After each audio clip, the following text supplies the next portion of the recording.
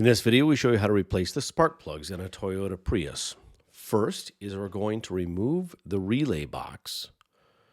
Two simple bolts. It's located against the firewall, and we're doing this to simply make room to access the spark plugs and the coils.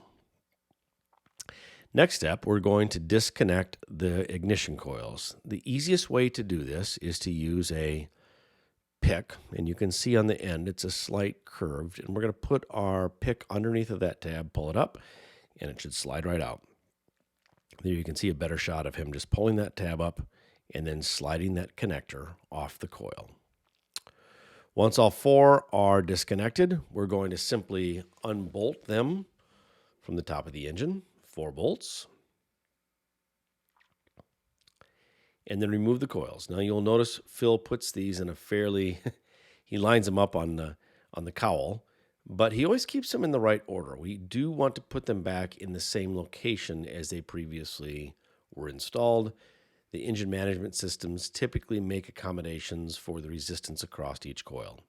Now we can remove the spark plugs. This is a 5/8 spark plug, 5/8 inch spark plug, and he uses a swivel spark plug head with a magnet in it. This is a huge time saver. We do have a link to this particular tool on our website. Big time saver, worth the $15 or $20. And many spark plugs are this size.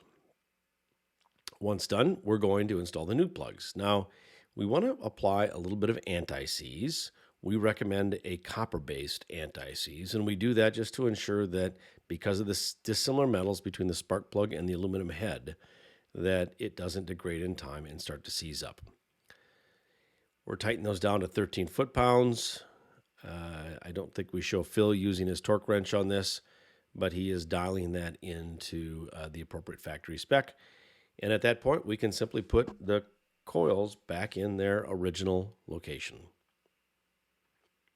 Dropping them in and reconnecting them to the electrical line.